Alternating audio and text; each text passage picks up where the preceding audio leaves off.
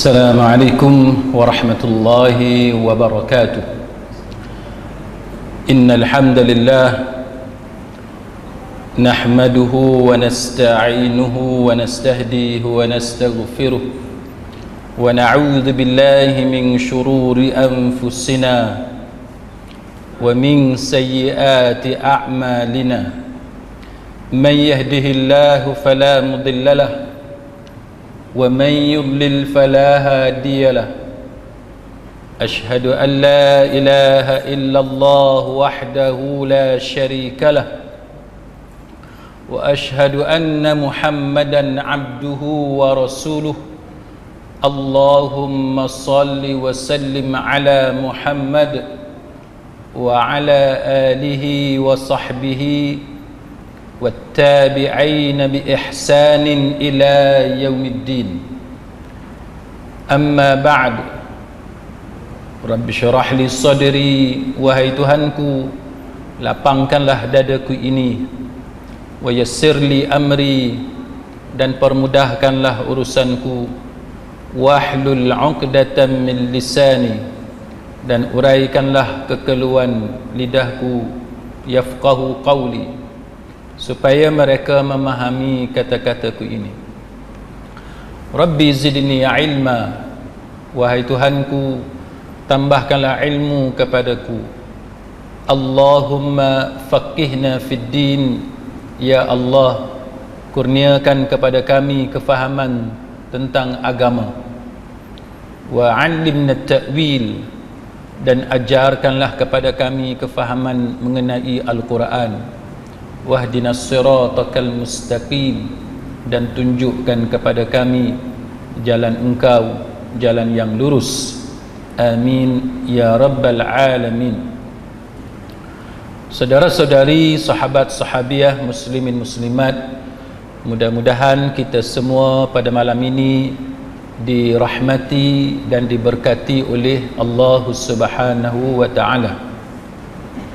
Tajuk kita pada malam ni ialah berkenaan dengan apa yang dinamakan sebagai jenayah ataupun dosa ataupun kesilapan yang dilakukan oleh kaum Yahudi, yang mana kesalahan-kesalahan mereka ini penting untuk kita pelajari agar kita boleh jadikan itu sebagai sempadan, supaya kita tidak mengulangi dosa-dosa yang mereka lakukan. Pada masa yang sama kita mempelajari jenayah ataupun kesalahan mereka, supaya kita tidak terperangkap di dalam rancangan-rancangan jahat mereka. Ini di antara faedah yang disebutkan oleh para ulama kepada kita tentang pentingnya kita belajar tentang jenayah seseorang ataupun jenayah sesuatu puak ataupun rancangan jahat mereka ataupun kesalahan-kesalahan yang mereka lakukan. Baik, apakah kesalahan yang disenaraikan oleh para ulama berkenaan dengan kaum Yahudi ini? Yang pertamanya, pada tempat yang teratas, para ulama meletakkan kesalahan mereka yang pertama, iaitu mereka tidak akan pernah redha kepada kita umat Islam sehinggalah mereka berjaya menyesatkan kita. Itu pada tempat yang pertama, iaitu sebagaimana firman Allah Ta'ala, a'udzu billahi minasyaitonir rajim, walan tarda ankal yahudu walan nasara hatta tattabi'a millatahum qul inna hudallahi huwal huda wala in ittaba'ta ahwa'ahum ba'da alladhi ja'aka minal ilm ma laka minallahi min waliyyin wala nasir. Orang-orang Yahudi dan Nasrani tidak akan redha, kan, walan tarda ankal yahudu walan nasara, kaum Yahudi dan kaum Nasrani tidak akan redha kepada kamu sehingga kamu mengikuti agama mereka. Ini adalah amaran yang diberikan oleh Allah Subhanahu wa taala kepada kita. Baik, apa kata Syekh As-Sa'di rahimahullahu taala berkenaan dengan ayat ini? Kan?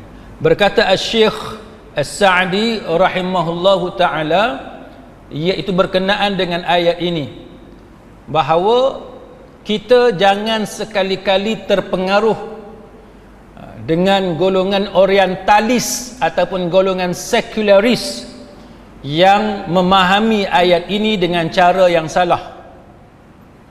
Golongan orientalis, golongan sekularis, dia kata ayat ini ditujukan kepada Nabi sallallahu alaihi wasallam hanya pada zaman Nabi sahaja. Sedangkan Yahudi pada zaman sekarang tidak bersikap dengan sikap sebegitu. Kan, golongan Nasrani zaman sekarang berbeza dengan Nasrani pada zaman Nabi sallallahu alaihi wasallam. Ini antara dakwaan sebahagian daripada orientalis. Maka Syekh As-Sa'di rahimahullahu taala, dia kata apa? Dia kata ini adalah tafsiran ataupun cara memahami ayat yang salah, yang dilakukan oleh sebahagian golongan yang cuba mengelirukan kefahaman orang-orang Islam berkenaan dengan Al-Quran.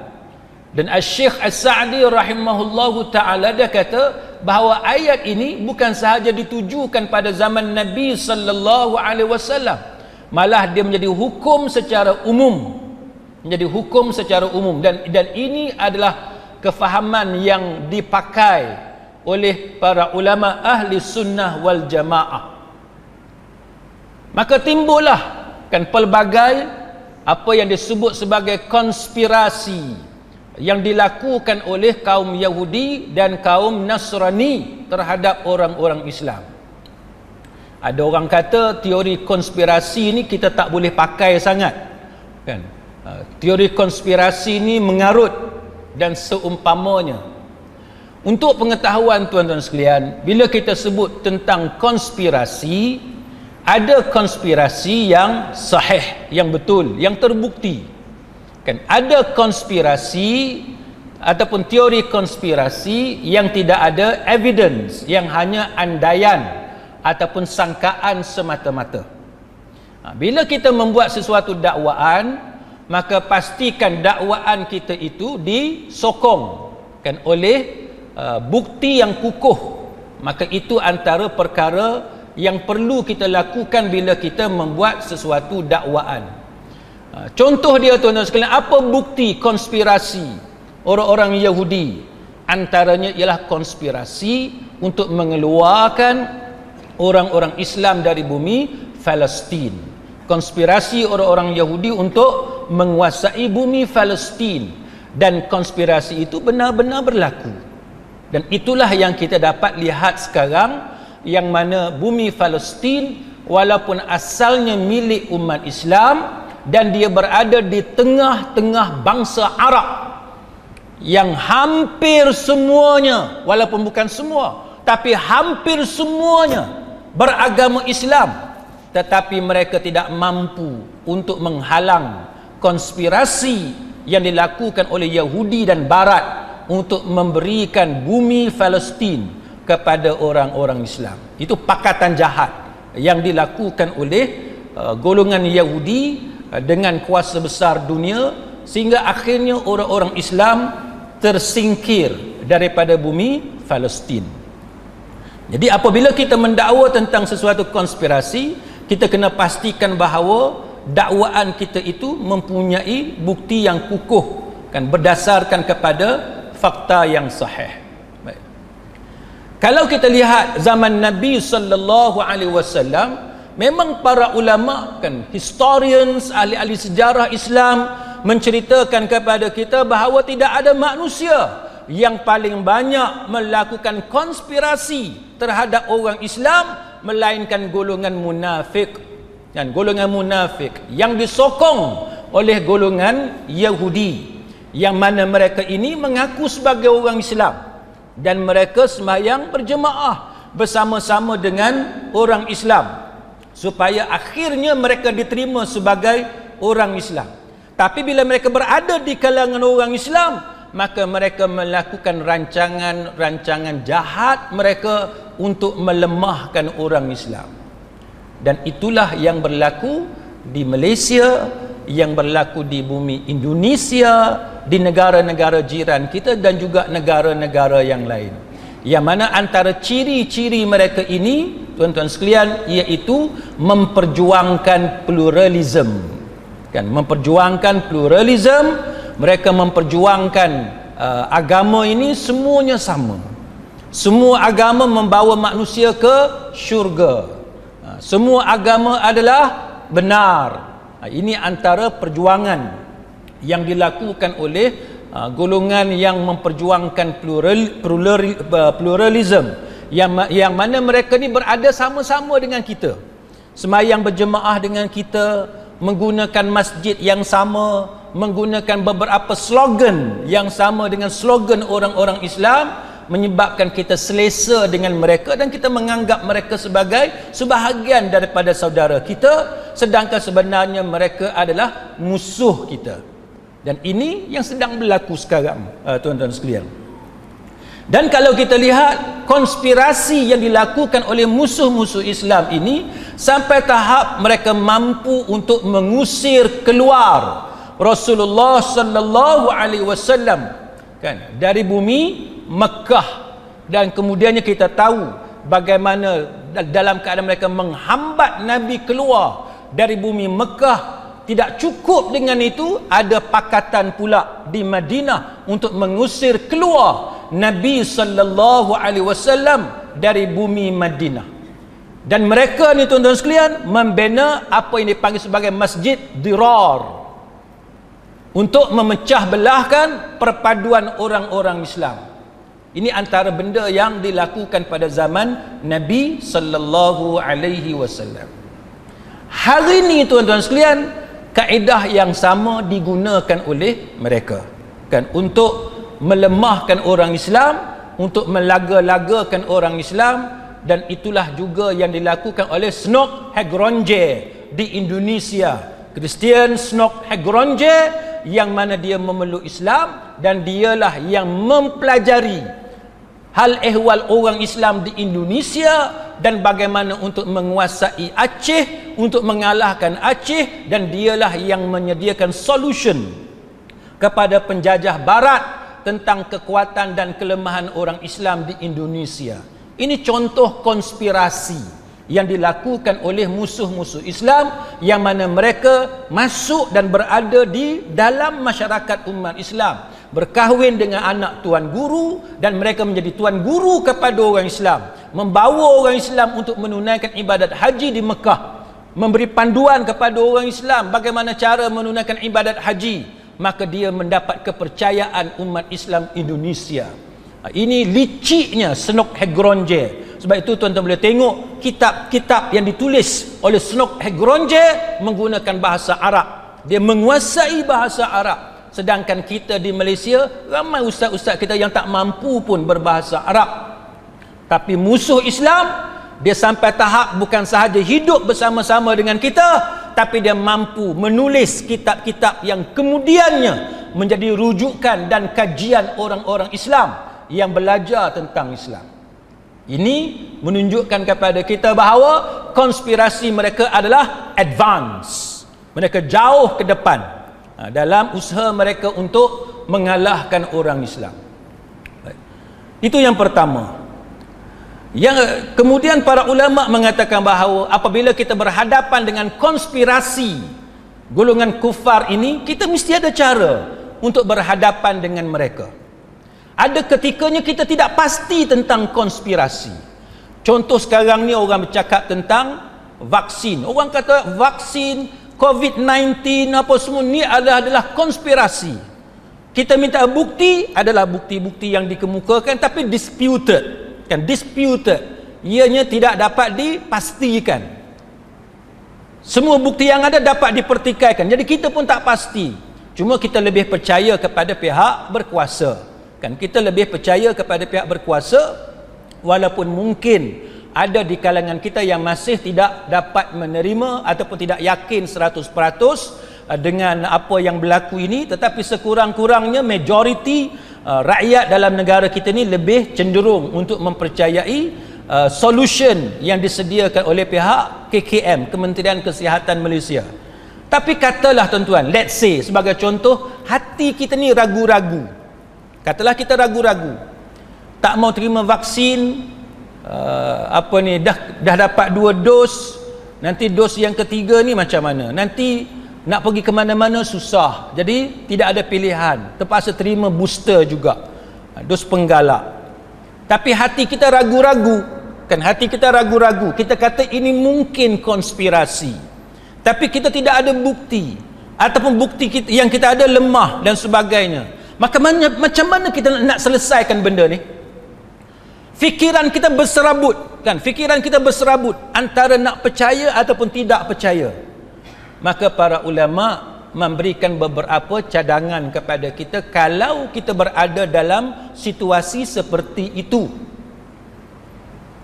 Konspirasi barat, konspirasi musuh Islam, konspirasi Yahudi dan sebagainya, tuan-tuan, dia pelbagai bentuk. Kan, dia pelbagai bentuk. Kalau kita duduk di Palestin, kita berhadapan dengan pelbagai tekanan penjajah Israel di bumi Palestin. Contoh tuan-tuan tengok macam pembunuhan Imam Palestin di Kuala Lumpur, kan. Tuan-tuan baca berita, katanya mengikut khabarnya, pembunuh itu, hired killer itu, hitman itu telah dapat ditangkap oleh pihak berkuasa Palestin. Sebab apa? Sebab dia balik ke Palestin, ke Gaza, dia nak minta duit hadiah, kan, hadiah daripada Mossad, daripada pihak berkuasa Israel. Tuan-tuan tahulah, musuh kalau dia berjanji bukan boleh percaya. Musuh senang saja, dia suruh kita pergi bunuh kawan kita sendiri, dia suruh pergi bunuh saudara kita sendiri, dia janji upah. Mungkinlah dia bagilah upfront, kan, dia bagilah deposit ke apa, kan, bagilah 10% ke berapa persen dulu, nanti baki engkau ambil bila engkau selesai melakukan pembunuhan tersebut. Bila kita nak minta duit yang baki tu, dia bocorkan maklumat, pihak berkuasa Palestin tangkap kawan tu, selesai kerja dia. Yang bodohnya kita, kan, yang bodohnya kita bunuh saudara kita sendiri, kita bunuh rakyat negara kita sendiri, kita bunuh pejuang kita sendiri, dan benda ni berlaku dalam negara kita. Berapa banyak penjajah yang masuk dalam negara kita, namakan penjajah yang ada itu, sama ada Inggeris, Jepun, Portugis dan sebagainya. Tuan boleh baca sejarah bagaimana pengkhianatan yang dilakukan oleh orang Islam sendiri terhadap saudaranya sendiri yang berjuang untuk membebaskan negara ini daripada cengkaman penjajah. Hanya sebab nak makan nasi, nak ada beras di rumah, hanya sebab nak senang di rumah dia sanggup untuk gadaikan nyawa pejuang-pejuang Islam yang lain, pejuang-pejuang kemerdekaan dan sebagainya. Siapa yang pernah duduk pada zaman itu dia tahulah. Siapa yang pernah duduk di zaman Jepun, zaman bintang 3 dan sebagainya, dia lebih tahu daripada kita yang lebih muda ini. Baik, maka ulama menyatakan bahawa kalau kita berada dalam suasana itu, dia ada beberapa benda yang kita boleh buat. Yang pertamanya ialah para ulama mengatakan kena sabar. Kan, sabar ni benda yang paling penting. Jangan kita termakan umpan, kan, musuh dia bagi umpan, maka kita kena kenal lah umpan tu mana satu, makanan kita tu mana satu. Sebagaimana contoh ikan, siapa yang pergi mancing dia tahu, ikan ni macam tahu je benda ni umpan, ada tali lah apa semua, kan, macam dia tahu, dia tak mau makan. Kita kena macam tu. Benda apa yang kita boleh makan, benda apa yang kita tak boleh makan, sebab itu umpan musuh. Maka bila musuh menyebarkan berita, provokasi, kita jangan mudah termakan provokasi. Tuan-tuan tengok bagaimana yang berlaku di beberapa negara Islam. Akibat daripada provokasi musuh, maka akhirnya berlaku pertumpahan darah yang sangat dahsyat. Bila tuan-tuan baca berita, tak kiralah berita medsos, media sosial ke mainstream, berita mainstream dan sebagainya, itu terpulang. Tapi bila tuan-tuan baca, hendaklah menggunakan kebijaksanaan, hikmah. Kena pandai membuat penapisan sendiri. Berita ni kita boleh percaya ataupun tidak. Berita ini kita boleh bertindak dengannya ataupun tidak. Ataupun itu sekadar provokasi, spin, putar belit dan sebagainya yang cuba dilakukan oleh musuh untuk melaga-lagakan orang Islam. Jadi ini antara apa yang dinasihatkan kepada kita. Kita tak setuju apa-apa, make sure jangan caci maki pihak lawan. Kerana itu akan menyebabkan perbalahan. Jangan ikutkan amarah. Ni, rasa nak marah ni kita hamburkan segala kata-kata yang kita tak peduli perasaan orang. Ini antara tips yang diberikan oleh ulama kepada kita. Baik. Selain daripada itu, bila kita berhadapan dengan suasana yang kita tak pasti konspirasi ini benar ataupun tidak, maka hendaklah kita bertakwa kepada Allah. Itu cara dia, tuan-tuan. Allah yang akan jaga kita. Kita ni pandangan kita terhad. Ada dinding kita tak nampak dah selepas dinding. Ilmu kita terhad.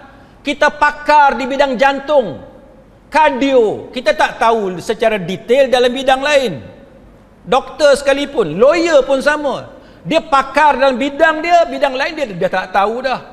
Lawyer dalam bidang conveyancing sebagai contoh, suruh dia handle case criminal litigation, boleh? Tak boleh. Dia hanya tahu sign dokumen je. Dia tahulah pasal LHDN, pasal land office, dia tahulah. Tapi suruh dia pergi mewakili anak guam, kes rasuah ke, kes rompak ke, kes dadah ke, dia tak boleh. Pasal apa? Sebab manusia dia hanya mampu specialize bidang tertentu sahaja. Kita tak boleh specialize semua benda.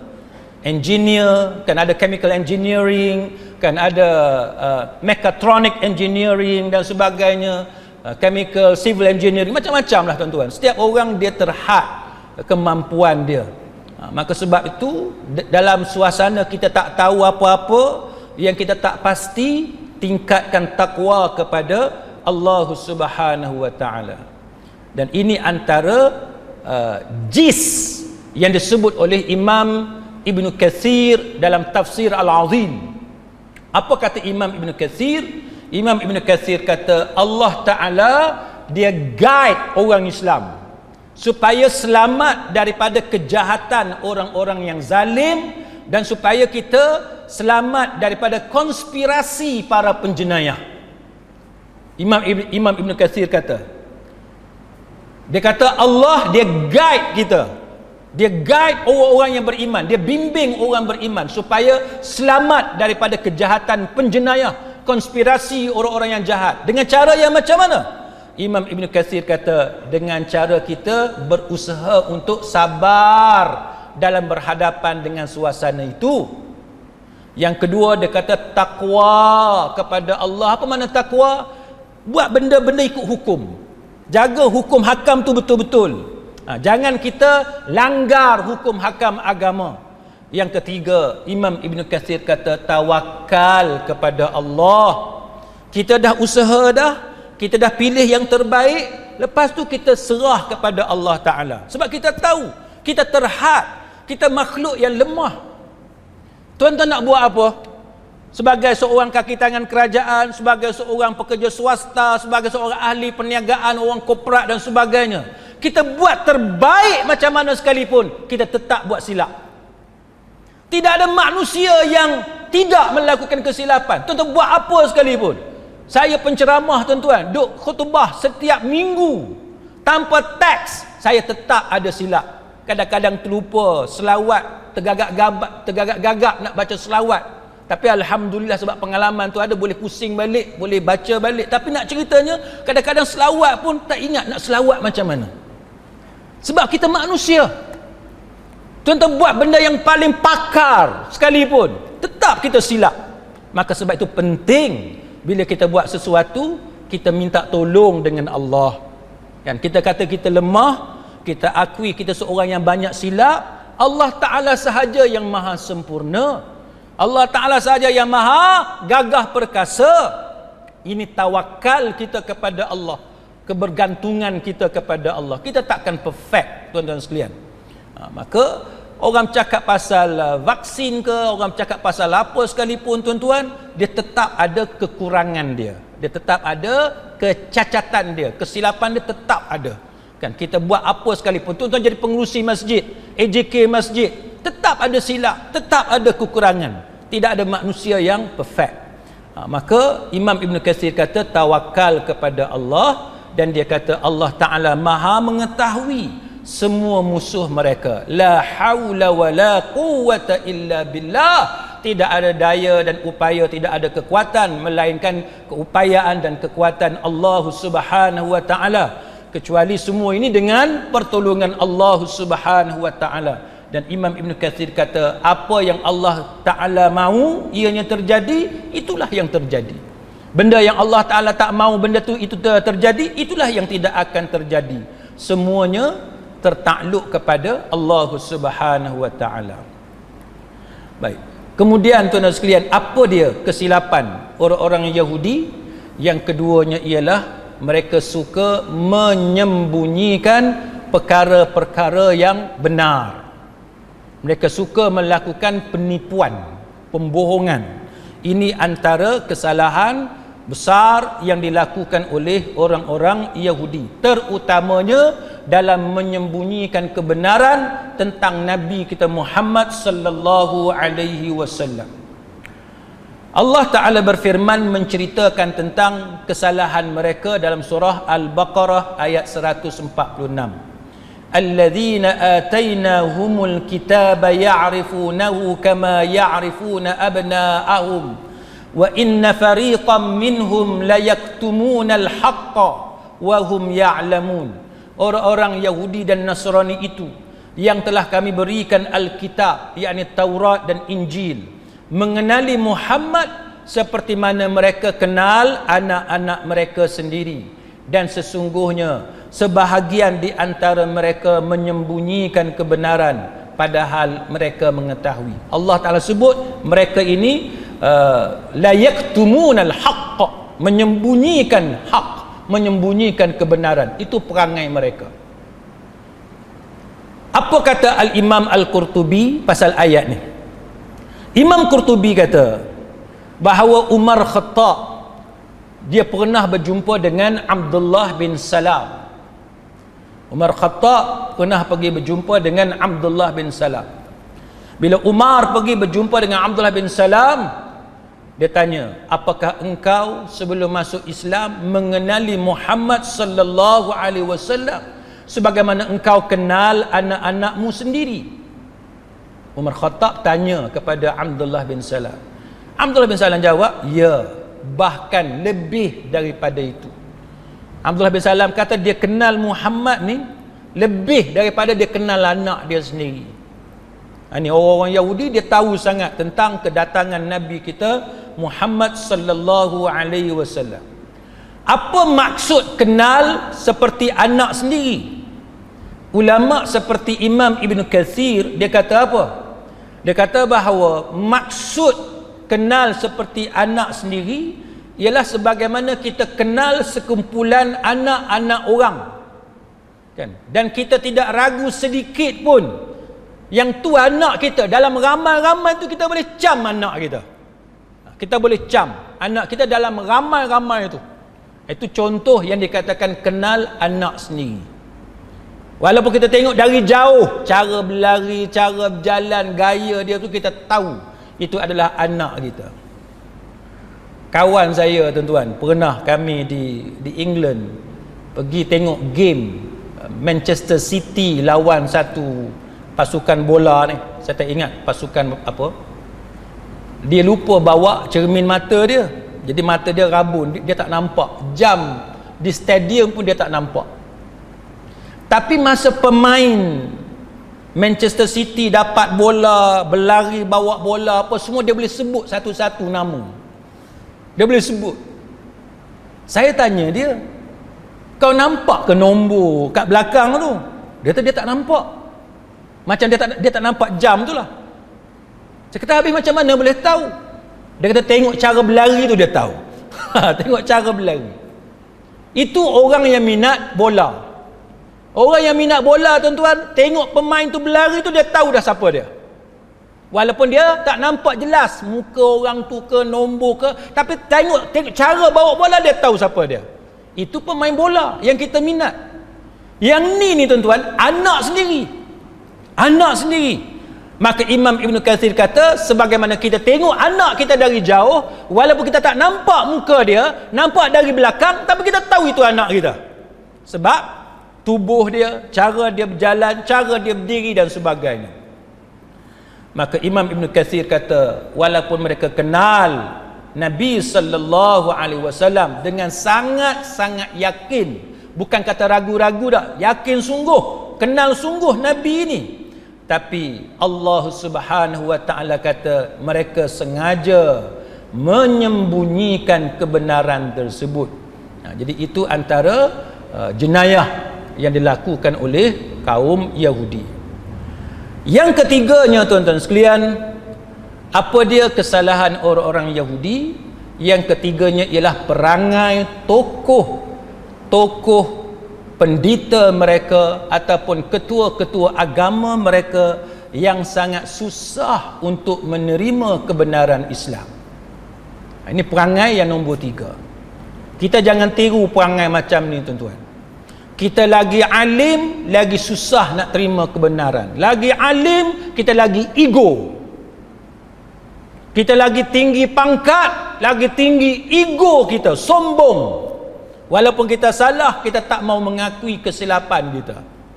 Perangai orang Yahudi lagu ni, dia adalah orang yang sangat alim dalam agama dia.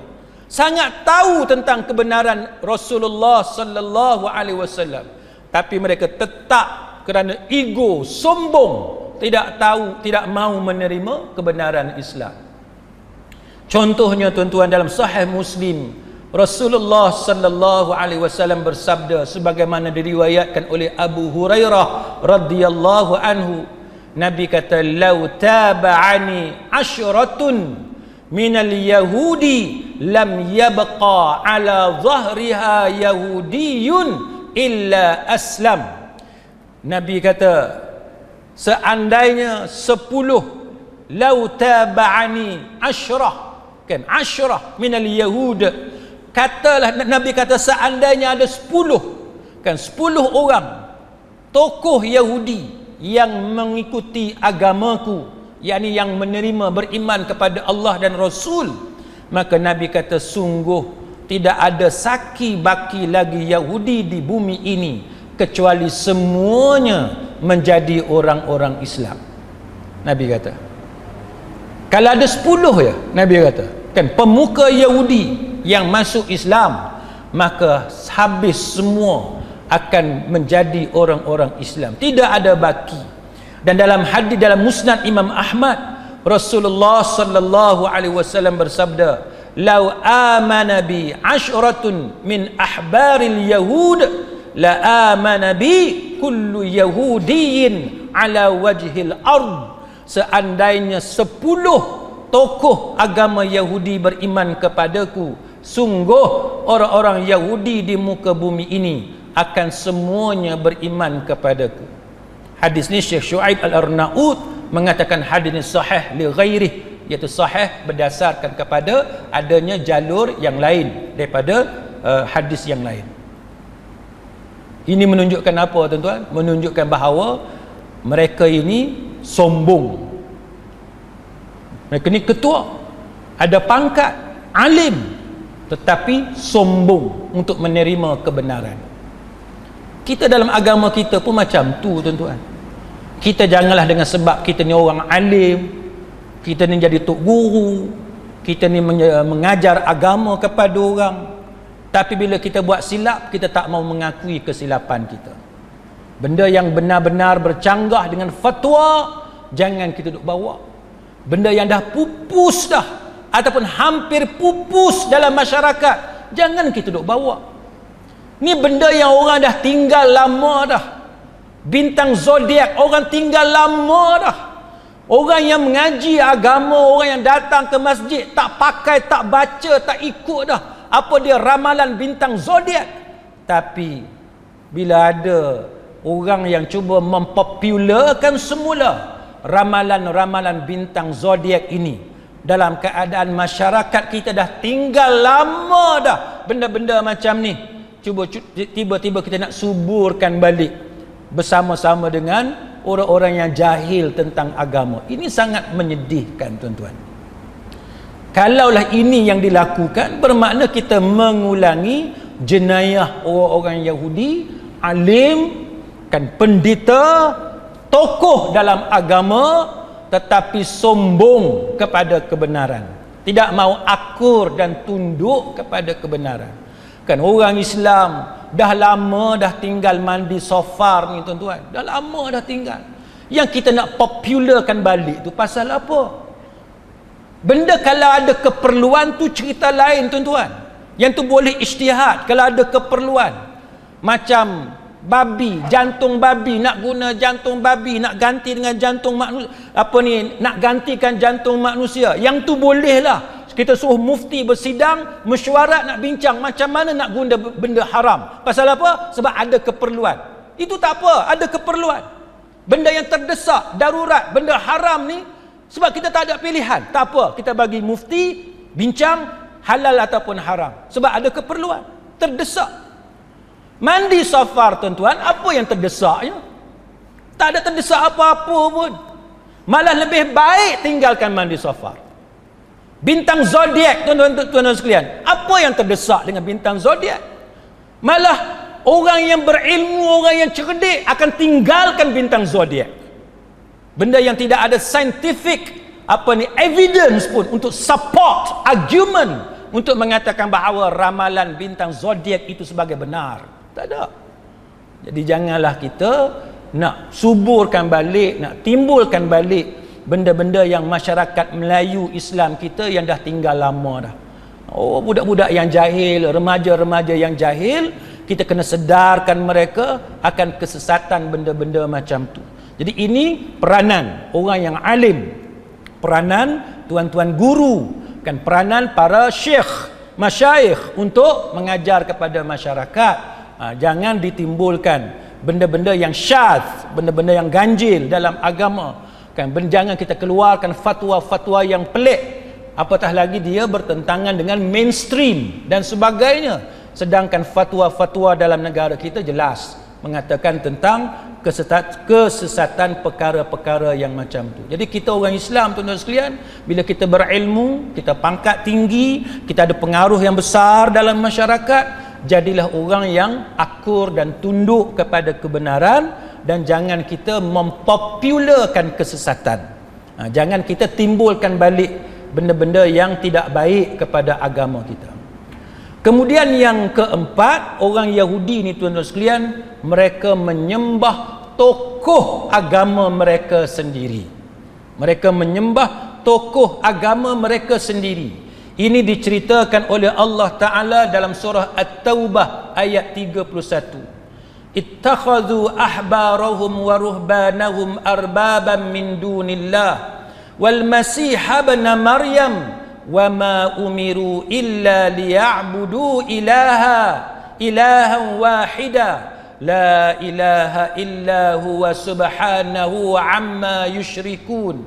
Mereka menjadikan orang-orang alim mereka, rahib-rahib mereka sebagai Rabb selain daripada Allah, dan juga mereka mempertuhankan Al-Masih putra Maryam, padahal mereka hanya disuruh menyembah Tuhan yang Maha Esa. Tidak ada Tuhan yang berhak disembah selain daripada Dia, Maha Suci Allah daripada apa yang mereka persekutukan.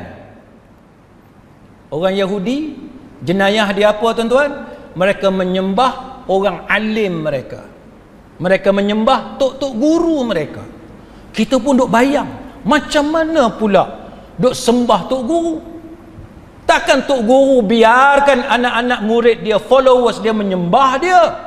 Tapi inilah yang diceritakan oleh Allah Ta'ala dalam Al-Quran. Huzaifah Al-Yamani, Abdullah bin Abbas, dan juga sahabat yang lain sebahagiannya, mengatakan berkenaan dengan apa maksud mereka menjadikan orang-orang alim dan rahib mereka sebagai Rabb selain daripada Allah. Maksud dia apa? Menjadikan tok-tok guru mereka ni, pendeta-pendeta mereka ni sebagai Rabb selain daripada Allah. Maksud dia apa? Apakah maksudnya pergi sujud kepada tok guru tu? Tidak, dia tak pergi sujud. Walaupun masyarakat kita sekarang ni ada minum air susu kaki ayah pen, kan ada. Tapi bila ditanya apakah maksud pergi sujud tu? Tidak. Tapi apa kesalahan mereka? Iaitu mereka menghalalkan benda yang haram dan mengharamkan benda yang halal. Itulah yang dimaksudkan sebagai menyembah pendeta-pendeta mereka, sebagaimana hadis Adi bin Hatim. Benda yang Allah Ta'ala kata haram, tok guru dia kata halal. Benda yang Allah Ta'ala kata halal, tok guru dia kata haram. Itu yang dipanggil menyembah tok-tok guru mereka. Maka kita orang Islam hari ni jangan mengulangi kesilapan Yahudi. Ayat ni kata apa tuan-tuan? Ayat ni kata antaranya mereka mempertuhankan Nabi Isa alaihissalam, putera Maryam. Apa yang mereka pertuhan kepada Isa? Iaitu mereka berdoa menyeru nama Jesus. Bila berdosa, minta Jesus ampunkan dosa. Bila ada musibah, minta Jesus hilangkan musibah. Dan itulah hari ini yang dilakukan oleh sebahagian daripada tok-tok guru hari ini yang mengajar kepada orang Islam supaya minta dengan Rasulullah supaya menghilangkan musibah. Kita mengulangi kesilapan orang Kristian yang bertuhankan kepada Jesus. Hari ini ada orang Islam mengajar supaya minta dengan Rasulullah supaya menghilangkan musibah. Sedangkan Quran dan hadis-hadis yang sahih, tuan-tuan cari, tidak ada satu pun ayat Quran dan hadis-hadis yang sahih yang mengajar supaya berdoa minta dengan Nabi sallallahu alaihi wasallam. Tuan-tuan tak percaya, tuan-tuan cari dalam Quran 30 juzuk itu, cari satu ayat ada ataupun tidak Allah Ta'ala ajar minta doa minta dengan Nabi. Tak ada. Hadis-hadis yang sahih, cari hadis-hadis yang sahih, jangan cerita hadis maudhu'. Hadis yang sahih ada ataupun tidak Nabi mengajar kepada kita bila berdoa minta ya Rasulullah. Ada tak? Tak ada. Tidak ada tuan-tuan sekalian. Bila kita ada hutang, minta supaya dilunaskan hutang kita. Ya Rasulullah. Adakah ada? Tak ada. Bila kita sakit, seru nama Nabi. Ya Rasulullah. Tidak ada. Kita diajar berdoa terus kepada Allah Ta'ala. Menyeru nama Nabi adalah kesilapan yang dilakukan oleh puak-puak Nasrani. Kenapa kita nak ulang? Kita kata kerana Nabi itu sangat mulia. Nabi itu sangat agung. Kita nak berkat Nabi, kita nak tawassul kepada Nabi. Maka tuan-tuan, kalau nak tawassul kepada Nabi, ikut benda yang Nabi ajar, ikut benda yang Allah Ta'ala ajar. Apa yang Allah Ta'ala ajar? Innallaha wa malaikatahu yusalluna 'alan nabi ya ayyuhalladzina amanu sallu 'alaihi wa sallimu taslima. Kan setiap hari Jumaat kan atas mimbar, mana mimbar? Ha ni, atas mimbar. Innallaha wa malaikatahu yusalluna 'alan nabi. Kan?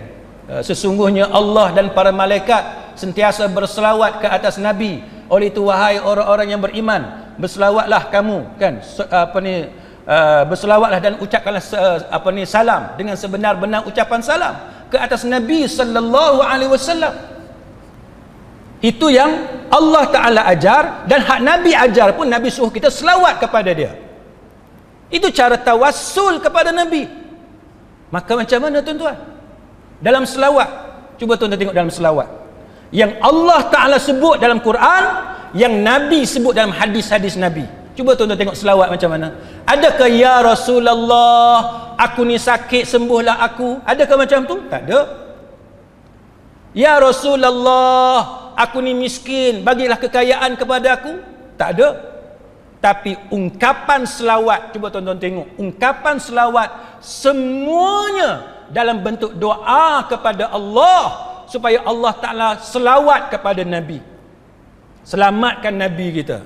Allahumma salli ala Muhammad, kan yang kita baca tu kan. Setengah orang dia tambah Sayyidina. Allahumma salli ala Sayyidina Muhammad. Bentuk doa yang Allah Ta'ala perintahkan dan yang Nabi sangat suka umat dia buat. Bentuk doa kepada Allah supaya selawat kepada Nabi sallallahu alaihi wasallam. Allahumma salli ala Muhammad wa ala ali Muhammad kama sallaita ala Ibrahim wa ala ali Ibrahim. Bertawassul kepada Nabi Ibrahim, bertawassul kepada keluarga Ibrahim alaihissalam supaya Allah Ta'ala muliakan, ikram Nabi kita Muhammad sallallahu alaihi wasallam dan muliakan keluarga Nabi kita Muhammad sallallahu alaihi wasallam sebagaimana Allah Ta'ala memberi kemuliaan kepada Nabi Ibrahim dan keluarga Nabi Ibrahim. Itu yang betul. Jadi jangan kita ni tuan-tuan mengulangi kesilapan orang Yahudi. Jangan kita mengulangi kesilapan orang-orang Nasrani. Baik, kemudian yang kelimanya, orang Yahudi ni dia melakukan sihir kepada Nabi sallallahu alaihi wasallam.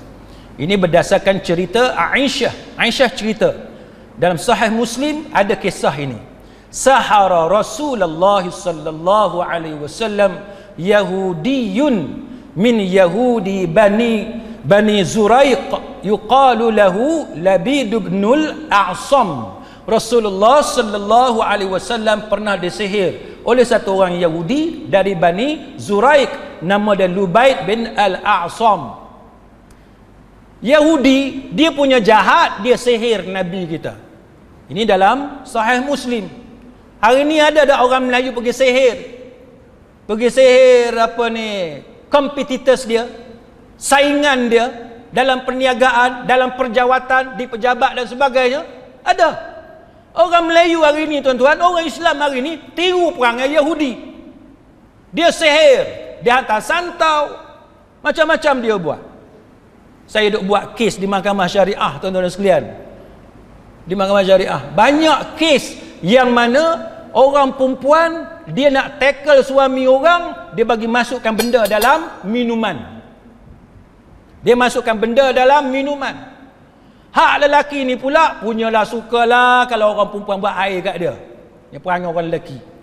Kan? Orang lelaki memang perangai lagu tu, kalau orang perempuan buat air dia sukalah nak minum. Yang perempuan tu pula jahat, dia ada niat jahat. Maka dia masukkan benda dalam ni. Maka bila minum jadi bodoh. Lelaki ni jadi bodoh. Saya ada beberapa kes yang saya buat di mahkamah. Yang isteri datang jumpa saya cerita benda macam ni pun ada. Kan? Yang suami datang cerita kat saya pun ada. Yang kemudian baru sedar dan sebagainya. Orang Islam pergi buat jenayah orang Yahudi. Benda yang boleh membatalkan syahadah. Sihir ni tuan-tuan membatalkan syahadah. Kalau tidak taubat, mati tuan-tuan, mati sama sebagaimana orang kafir. Na'udzubillah min zalik. Minta lindung dengan Allah. Kalau masuk neraka, na'udzubillah, masuk neraka selama-lamanya, hatta al-abad. Selama-lamanya, tak keluar-keluar dah daripada neraka Jahannam. Na'udzubillah min zalik. Sebab tu kita jangan duk buat benda-benda macam ni, sihir, duk tabur macam-macam pintu rumah orang, pintu kedai-kedai orang apa semua, macam-macam lah. Santau tak santau, macam-macam lah. Yang ilmu pengasih dan sebagainya, guna tangkal dan lain-lain. Ini semua benda yang boleh membatalkan syahadah. Selain daripada itu, orang Yahudi juga meracun Nabi sallallahu alaihi wasallam. Kita tahu kisah dalam Sahih Bukhari dan Muslim, tuan-tuan mengaji dalam sirah pun ada, dalam Ar-Rahiqul Makhtum diceritakan bagaimana Rasulullah sallallahu alaihi wasallam sakit akibat daripada racun Yahudi di Khaybar. Racun di Khaybar, kisah di Khaybar.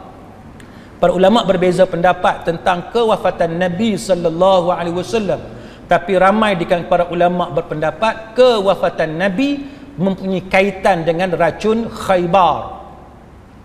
Perangai bagi racun ni, perangai inilah juga yang dilakukan oleh sebahagian daripada orang-orang Islam. Kan, perangai sebahagian daripada orang-orang Islam masukkan sesuatu dalam minuman, dalam makanan untuk membunuh orang tu.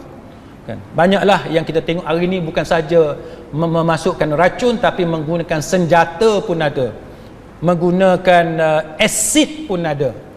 Kita boleh tengoklah, ini bukan akhlak orang Islam, ini bukan cara hidup orang Islam. Itu adalah apa yang dilakukan oleh orang-orang Yahudi kepada orang Islam. Kemudian sikap orang Yahudi ialah mereka ini suka mendoakan kecelakaan ataupun kebinasaan apabila berjumpa dengan orang Islam. Contohnya dalam hadis Bukhari, idza sallama alaikumul yahud fa innama yaqulu ahaduhumus assalamu alaik faqul wa alaik. Jikalau seorang Yahudi memberi salam kepada kamu dengan mengatakan assalamu alaikum, semoga kamu mati, maka jawablah wa alaika. Ini antara apa yang diajarkan oleh ulama kepada kita, iaitu kita jangan guna perkataan yang sama, tapi kita guna wa alaik. Kita dengar tak dengar perkataan itu, kita kata wa alaik. Tapi kalau dia menggunakan salam yang betul, katalah kawan kita dia berbangsa India, agama Hindu, ataupun orang Cina beragama Buddha, dia bagi salam kepada kita. Kan, dia bagi salam kepada kita dengan lafaz yang betul. Mana lafaz yang baik? Assalamualaikum. Kita nak jawab macam mana? Kan, walaupun ada ulama kata wa alaik sebab berdasarkan hadis ini, tapi majoriti ulama mengatakan bahawa hendaklah kita menjawab sebagaimana jawapan yang biasa kita jawab. Kan, waalaikumsalam warahmatullah, kita jawab boleh. Kan, kita dijawab dengan jawapan sebegitu. Sebab rahmat Allah Ta'ala ini dia tak semestinya dalam bentuk perkara-perkara yang kita kata untuk dia masuk syurga sebagai contoh, tetapi rahmat Allah Ta'ala dia boleh jadi dalam perkara keduniaan. Kan, supaya dia sihat, supaya dia diberikan rezeki, yang tu boleh. Kan, kita ada jiran kita, dia bukan beragama Islam, dia datang kat kita, dia suruh kita minta doa. Boleh tak kita doakan dia? Boleh. Kan, doakan dia supaya dia diberi rezeki, supaya dia sihat daripada sakit. Boleh. Yang tak bolehnya kalau dia meninggal dunia. Dia meninggal dunia, kita nak doakan supaya dia masuk syurga. Yang tu memang dilarang. Sebab dalam akidah kita orang-orang Islam itu tidak berlaku. Kan, itu tidak berlaku. Tapi janganlah pula kita sensasikan benda ni sehingga menyebabkan berlaku ketegangan kan antara agama. Sebagaimana sekarang ni kan, macam-macam sekarang ni, sensitif. Jadi kita bila kita nak elaborate benda-benda yang macam ni, kita kena berhati-hati supaya tidak buat provokasi sehingga menimbulkan ketegangan di antara kaum, antara agama.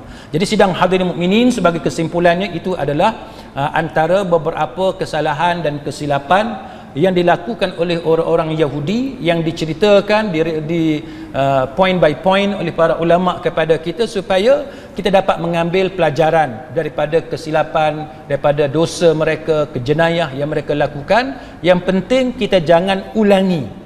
Kan, kita jangan ulangi kesilapan-kesilapan itu. Jadikan itu sebagai pelajaran dan sempadan kepada kita. Mudah-mudahan kita diselamatkan oleh Allah Subhanahu wa taala di dunia dan juga di hari akhirat. Wallahu a'lam. Aqulu qawli hadza wa astaghfirullahal azim li wa lakum. Wassalamu alaikum warahmatullahi wabarakatuh. Subhanakallahumma wa bihamdik, asyhadu an la ilaha illa anta, astaghfiruka wa atubu.